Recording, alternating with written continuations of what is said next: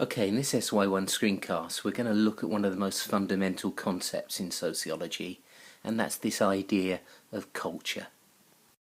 Just to quickly put this screencast in a wider context, what we're going to do over the next few weeks is give you a conceptual toolkit. We're going to have a look at some of the most basic ideas in sociology that really constitute the building blocks of this particular discipline. So in today's session, we're going to look at culture, and then we're going to move on and look at a range of other key ideas that make up sociology as a subject.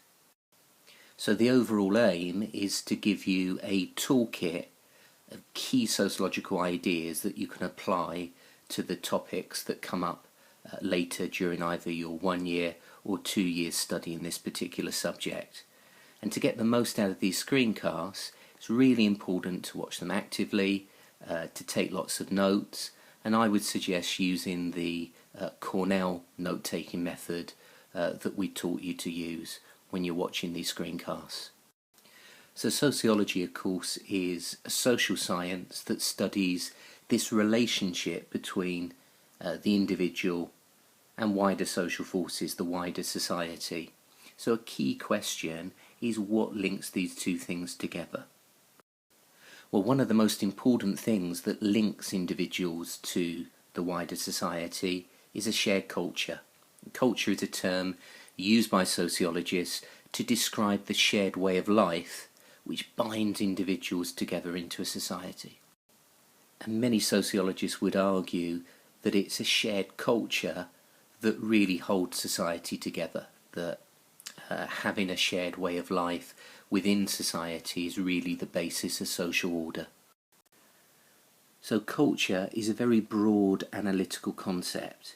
Okay, this shared way of life encompasses a whole range of social practices. It includes things like shared language, shared customs, dress, as well as the symbols and artifacts which people develop within their society. Two of the most important components of culture that sociologists are interested in are values and social norms. And we'll see later on in the course, when we start to look at some theoretical perspectives, that there are many sociologists who argue that a consensus, which simply means an agreement on basic norms and values, is really the social glue that holds society together. So let's briefly have a look at what these two terms refer to. Okay, firstly, values are more general and more abstract than social norms. So values are general principles or beliefs about the things that society sees as being good or bad or desirable, and that would include within our culture the emphasis that we place on things like personal achievement, the sanctity of human life, etc.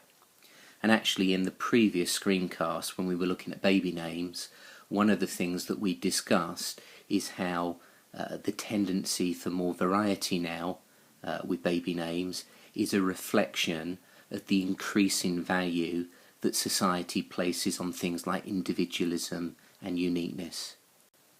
Social norms, on the other hand, are more specific and concrete than social values. So social norms are the guidelines or the social rules which define what is expected of individuals in certain situations. So that would include things like holding the door open for people, not interrupting when people speak, not jumping a queue. These are all examples of some of the more mundane social norms that people are expected to follow within our culture. Often we're not really aware of the extent to which our behaviour is guided by norms and values. And that's because we become so immersed in our culture that the norms and values just become ingrained. They become something that we do without really thinking about it. And therefore the key to being a good sociologist is to kind of stand back from your own culture and try to make the familiar strange.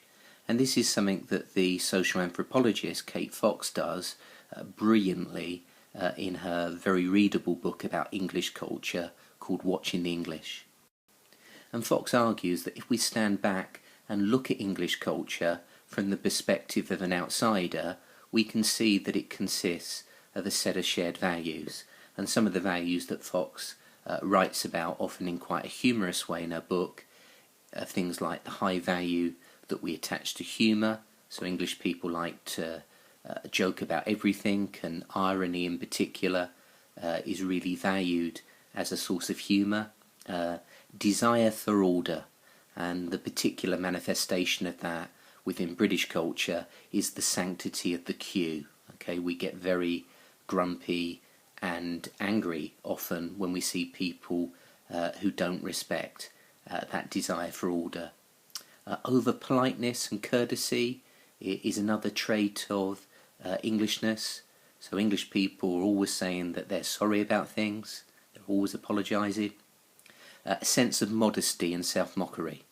So we don't like the kind of brash approach where people boast about their achievements. The emphasis in English culture is playing things down and coming across as modest and being able to laugh at yourself.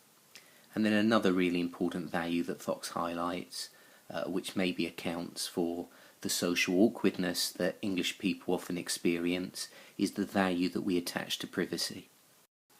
And Fox argues that the value that we attach to things like privacy and politeness leads to a whole range of social norms. So in one section of her book, she talks about the no-name rule. And what she argues is that the kind of brash American approach when you meet a stranger, where you say, "Hi, I'm Bill, I'm from Iowa," particularly if that's accompanied by an outstretched hand and a beaming smile, is something that we're not comfortable with as English people. It makes us wince and cringe. In English culture, she argues, rather than giving your name when you meet a stranger, the idea is that you strike up a conversation, perhaps by making a vaguely interrogative comment about the weather, and the object in English culture is to drift casually into conversation as though by accident. And eventually, if you begin to bond with that individual, there may be an opportunity to exchange names, provided that this can be achieved in a casual, unforced manner. Another social norm identified by Kate Fox is something that she calls the long goodbye rule. And she writes in her book that if you're visiting an English home, be warned that you should allow a good 10 minutes, and it could well be 15 or even 20 minutes, from those initial goodbyes to your final departure. So this is about the emphasis that we place on politeness within our culture. So to simply say goodbye and then leave immediately is seen as being impolite. So for that reason, our farewells tend to be a more drawn-out process. So what Kate Fox's book shows us clearly is that social values and social norms are closely related. So for example, because we emphasise the importance of privacy in English culture, that leads to social norms such as the no-name rule. Because we emphasise the importance of politeness, that also gives rise to a whole range of social norms such as the long goodbye rule. Now sometimes norms and values are bundled together and they're attached to particular roles or customs within society. So a social role is really the expected pattern of behaviour associated with a particular social status. So for example, if you think about occupational roles, think about what you would expect from a teacher, there are a whole set of rules that define how teachers should behave given that particular occupational status. And then customs are the kind of norms, the expected behaviour that we associate with a particular context or situation. And this is perhaps clearest if we think about very formal situations such as weddings and funerals, where there are a whole range of norms associated with things like dress and demeanour that people are expected to follow in those particular situations. Now so far implicit in this presentation is this idea that there's a mainstream culture that everybody shares within our society. And of course we know that that isn't the case, that our society is in fact very culturally diverse, and there are particular groups within society that might have their own distinctive norms, values, roles and customs that are different from the mainstream culture. And the term that's generally used in sociology to describe these groups with their own kind of distinctive norms and values is we refer to these groups as subcultures.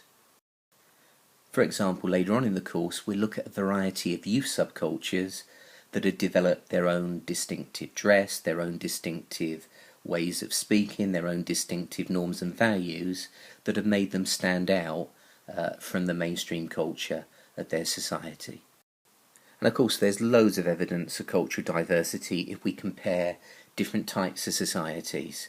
What might be regarded as normal in one society might be regarded as unnatural and abnormal in another society. And we use the term cultural relativity to describe these differences. And one obvious example of cultural relativity would be food. So within our culture we wouldn't see dogs as a source of food, whereas of course in some other cultures such as Vietnam and South Korea you can go into a restaurant and dog alongside other meat dishes will be on the menu. So to test whether or not you understand the material that we've covered in this screencast, check that you can now define what sociologists mean by culture.